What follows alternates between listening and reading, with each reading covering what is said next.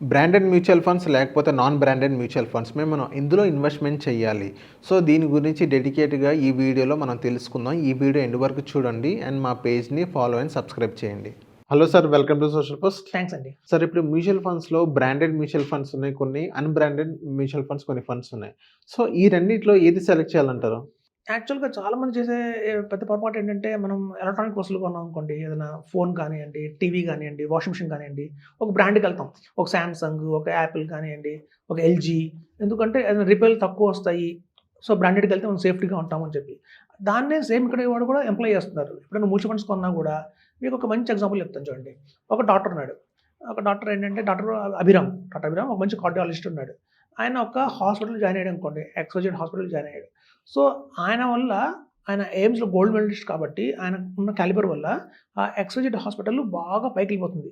అంటే ఆ సిటీలో అది నంబర్ 1 హాస్పిటల్‌గా మారుతుంది. ఎందుకు? బికాస్ ఆఫ్ డాక్టర్ ఒక 7 ఇయర్స్ అందులో పనిచేసి బాగా ఎక్స్‌పీరియన్స్ తెచ్చుకొని ఒక 1000 ఆపరేషన్స్ పని చేసిన తర్వాత అతను ఆ హాస్పిటల్ నుంచి ఏబీసీ అనే హాస్పిటల్ వెళ్ళాడనుకోండి.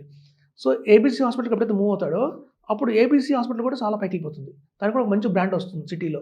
సో మీరు చూస్తే ఒక 15 ఇయర్స్ అలా పనిచేసిన తర్వాత ఆయన ఏం చేస్తారంటే, సెపరేట్‌గా మనమే బయటగా పెట్టుకుందాం. మనమే ఒక హాస్పిటల్ రన్ చేద్దాం అని చెప్పి బయటకొచ్చేస్తారు. అవును. బయటకొచ్చి డాక్టర్ అభిరామ్ కార్డియో స్పెషలిస్ట్ పెట్టుకొని ఆయన సొంత హాస్పిటల్ పెట్టుకుంటారు. ఇప్పుడు చూడండి, చాలామంది 99% హార్ట్ ఆపరేషన్ చేయించుకోవాలి అనుకుంటే ఎయిదర్ ఎక్స్‌వైజెడ్ హాస్పిటల్‌కన్నా వెళ్తారు, ఏబీసీ హాస్పిటల్‌కన్నా వెళ్తారు. కానీ హాస్పిటల్ చేస్తున్న ఆపరేషన్ కంటే చేసింది హాస్పిటల్ కాదు ఆపరేషన్. అందులో డాక్టర్ చేస్తున్నాడు. చాలామంది అది క్యాచ్ చేయరు. చేయకుండా ఏం చేస్తారంటే కేవలం బ్రాండ్ చూసి బ్రాండ్‌కెళ్ళిపోతారు. అలాగే ఇప్పుడు చూడండి, ఎస్‌బీఐ మ్యూచువల్ ఫండ్ అన్నా కానియండి, ఐసీఐసీఐ కానియండి, హెచ్‌డీఎఫ్‌సీ కానియండి, టాటా కానియండి, ఇవన్నీ బ్రాండ్స్ ఉన్నాయి. సో చాలామంది బ్లైండ్‌గా ఈ బ్రాండ్‌ని చూసి వెళ్ళిపోతారు కానీ అందులో ఉన్న ఫండ్ మేనేజర్ ఎవరు? ఆయన రన్ చేస్తున్న ఎన్ని అన్నాళ్ళ నుంచి రన్ చేస్తున్నాడు, ఎంత పోర్ట్‌ఫోలియో మెయింటైన్ చేశాడు ఇప్పటిదాకా అని టెస్ట్ చేయరన్నమాట. సో ఇప్పుడు చూడండి, అబాకస్ తీసుకుందాం, ఫర్ ఎగ్జాంపుల్ తీసుకుంటున్నాం. సో అబాకస్‌లో ఉన్నది ఎవరంటే టీము మన సునీల్ సింఘానియా. సునీల్ సింఘానియా అంటే one of the famous fund manager. Top 10లో ఒక ఫండ్ మేనేజర్ ఆయన. సో నిప్పాన్ ఇండియాలో చాలా 20 ఇయర్స్ పనిచేసిన తర్వాత ఒక బ్రాండ్ నుంచి బ్రాండ్ తెచ్చుకున్న తర్వాత బయటకొచ్చి అబాకస్ పెట్టారు. సో ఇప్పుడు చాలామంది అబాకస్ ఫ్లెక్సీ క్యాప్ తీసుకోకుండా చాలామంది నిప్పాన్ ఫ్లెక్సీ క్యాప్ లేకపోతే ఎస్‌బీఐ తీసుకుంటారు. కానీ అక్కడ టాలెంట్ చూడరన్నమాట.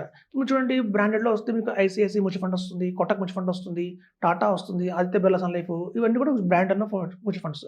అలా బ్రాండ్ లేనివి చూస్తే మీకు అబాకస్ ఉంటుంది, వైట్ ఓక్ ఉంటుంది.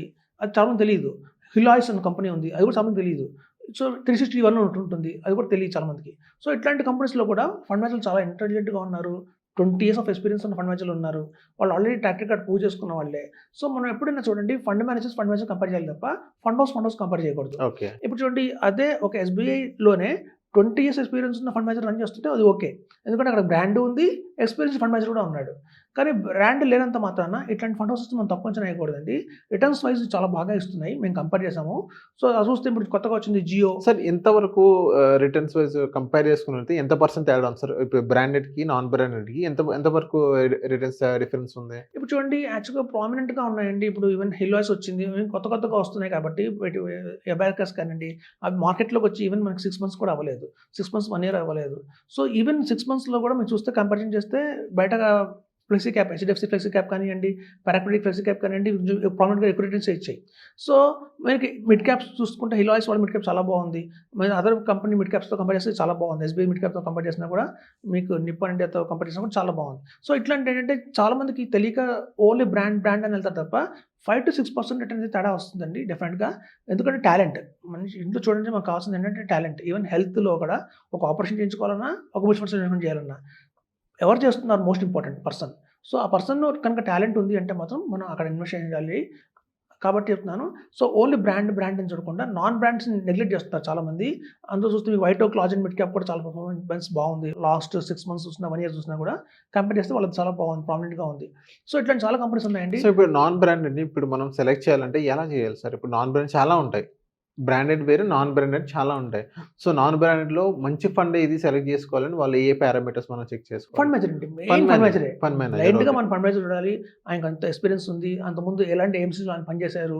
ఇప్పుడు చూడండి, మీకు అలాంటి ఫండ్ మేనేజర్స్ కనుక రన్ చేసిన ఫండ్స్ అయితే కనుక ఎక్సలెంట్‌గా ఉంటాయి. ఎందుకంటే మీకు తెలుసు ఇదంతా టాలెంట్. అవును. మ్యూచువల్ ఫండ్స్ అంటే అర్థం ఏంటంటే, మ్యూచువల్ ఫండ్స్ అంటే మనం మేనేజ్ చేయలేము కాబట్టి ఒక ఫండ్ మేనేజర్ చేతిలో మనం పెడుతున్నాం. సో అట్లాంటి ఫండ్ మేనేజర్ కనుక ఎక్స్పర్ట్ అయితే మాత్రం మన రిటర్న్స్ అయితే చాలా బ్రహ్మాండంగా వస్తాయి. సో అది అండి మెయిన్గా చూడాల్సింది ఫండ్ మేనేజర్ చూడాలి. చాలామంది ఏంటంటే కంపేర్ చేసేదంతా fund house to fund house compare చేస్తారు. కొటక్ వర్సెస్ నిప్పాన్ ఇండియా అని, లేదా ఎస్బీఐ వర్సెస్ హెచ్డిఎఫ్సి అని అలా కంపేర్ చేస్తారు. అలా చేయకూడదు. లోపల ఇన్సైడ్ ఎవరున్నారు అని మోస్ట్ ఇంపార్టెంట్. ఆ ఫండ్ మేనేజర్కి ఈ ఫండ్ మేనేజర్ డిఫరెన్స్ చూసుకోవాలి. ఎవరికి ఎక్కువ ఎక్స్పీరియన్స్ ఉంది, ఎవరు మార్కెట్ పడినప్పుడు కల్లా రిటర్న్స్ని బాగా ఆపుతున్నారు పడిపోకుండా మార్కెట్‌లో అలా చూడాలండి. అవన్నీ చూసిన తర్వాత మనం డిసైడ్ చేయాలి ఇది బెస్టా కాదా అని చెప్పి. ఓకే. సో, ఇప్పుడు ఎవరైతే కొత్తగా మ్యూచువల్ ఫండ్స్‌లో ఇన్వెస్ట్‌మెంట్ చేయాలి, వాళ్ళ పోర్ట్‌ఫోలియో బిల్డ్ చేయాలనుకుంటారో, సో, వాళ్ళ పోర్ట్‌ఫోలియోలో బ్రాండెడ్ ఎంత ఉండాలి? నాన్ బ్రాండెడ్ ఎంత ఉండాలి సార్? ఇక్కడ మేము జనరల్‌గా ఒక క్వెషన్ అడుగుతానండి. రీసెంట్‌గా అయితే నా క్లయింట్ వచ్చారు ఒకాయన మా ఆఫీస్‌కి. సమ్ అరౌండ్ 30 ఇయర్స్ ఏజ్ ఉంది అతనికి. సో, 30 ఇయర్స్ ఏజ్ ఉన్నప్పుడు మాకు క్యాజువల్‌గా ఏంటంటే మేము రకరకాల ఇన్వెస్టర్స్‌తో మాట్లాడినప్పుడు కొంతమంది చనువు తీసుకుంటాం. 30 ఇయర్స్ అంటే కొంచెం చిన్నవాడు, కుర్రాడు కొంచెం నేర్పించాలి అన్న అవగాహన మాకు ఉంటుంది. సార్ ఇలాంటి క్వెషన్ అడిగారన్నమాట. సార్ నాకు కొంచెం ఎలాంటి ఫండ్స్‌ని సెలెక్ట్ చేసుకోవాలి అది ఇది. నేను చేసుకుంటాను సొంతంగా నాకు తెలుసు కదా! మీరు గూగుల్‌లో కొడితే కూడా వచ్చేస్తుంది. సో, బెస్ట్ ఫండ్స్ తీసుకుంటాను అని చెప్తారు. ఇప్పుడు నేను ఒక క్వెషన్ అడిగాను. మీరు ఏ పేస్ట్ వాడతారని అడిగాను. ఆయన అడిగారు కోల్గేట్ పేస్ట్ వాడతానని చెప్పారు. సో, మీరు వాడే కోల్గేట్ పేస్ట్‌లో ఎన్ని వేరియంట్స్ ఉన్నాయి మీరు చెప్పగలుగుతారా అన్నా? అంటే కోల్గేట్ సాల్ట్ ఉంటుంది. కోల్గేట్ చార్కోల్ ఉంటుంది. అలాగే చాలా రకాలు చాలా ఉంటాయి. ఉన్నాయి. సో, అలాంటివి ఎన్ని ఉన్నాయని చెప్తే ఆయన ఆలోచించి మేబీ ఒక 10 ఉండొచ్చండి అన్నారు. 10 అంతకన్నా ఉండవు. 10, 15 అన్నారు. సో, నేను చెప్పాను 32 ఉన్నాయి చెప్పాను. కోల్గేట్‌లో వేరియంట్స్ 32 ఉన్నాయి. హ్మ్. ఇంకా చిల్డ్రన్‌వి కూడా యాడ్ చేస్తే 4 యాడ్ అవుతాయి. చిల్డ్రన్ పిల్లలకి ఏంటంటే వాళ్ళకి స్ట్రాబెర్రీ అవును. ఫ్లేవర్ అని 36 అవుతాయి బబుల్స్ ఓవరాల్‌గా. 36 ఓవరాల్‌గా హ్మ్. 36 అవుతాయి. సో, ఇది ఎప్పుడు తెలుస్తుంది మాకు రీసెర్చ్ చేస్తే R&D చేస్తే తెలుస్తుంది. సో, మాకేంటంటే మేము రీసెర్చ్ చేస్తాం. ఫండ్‌ని బ్లైండ్‌గా ఇచ్చేయం. Okay. Nippon India flexi cap అనో, లేకపోతే హెచ్‌డిఎఫ్సి ఫ్లెక్సీ క్యాప్ అనో రిటర్న్స్ బాగున్నాయని చెప్పి ఇచ్చేయం. అసలు దాన్ని ఎవరు మేనేజ్ చేస్తున్నారు? అది ఎన్నాళ్ళ నుంచి ఉంది? దాంట్లో ఉన్న కార్పస్ ఎంత ఉంది? ఆ కార్పస్ ఎక్కువ అవుతున్న కొద్దీ రిటర్న్ పడిపోతుందా? అని టెస్ట్ చేసుకుంటాం. సో, ఎప్పుడైతే R&D చేసిన వాళ్ళకి తెలుస్తుంది. ఓకే. ఎందుకంటే రీసెర్చ్ చేస్తాం కాబట్టి. సో, ఎప్పుడైనా సరే రీసెర్చ్ చేయాలండి ఫండ్స్ మీద. అది బ్రాండెడ్ ఉన్న ఫండా, నాన్ బ్రాండెడ్ ఫండా అని మాకు సంబంధం లేదు. నా కస్టమర్‌కి రిటర్న్ ఇస్తుందా లేదా అని మోస్ట్ ఇంపార్టెంట్ నాకు. సో, నేను we will do research both. అంటే నాన్ బ్రాండెడ్ మీద రిసర్చ్ చేస్తాం. బ్రాండ్ మీద రిసర్చ్ చేస్తాం. చేసిన తర్వాత మాకు ఒక అవగాహన వస్తుంది. ఇది బెస్ట్ అని చెప్పి. సో, మా ఇన్వెస్టర్స్ అందరికి మేము అవి రికమెండ్ చేస్తాం. Okay. Okay. So, thank you sir. మా సోషల్ పోస్ట్ వచ్చినందుకు. థాంక్స్ అండి.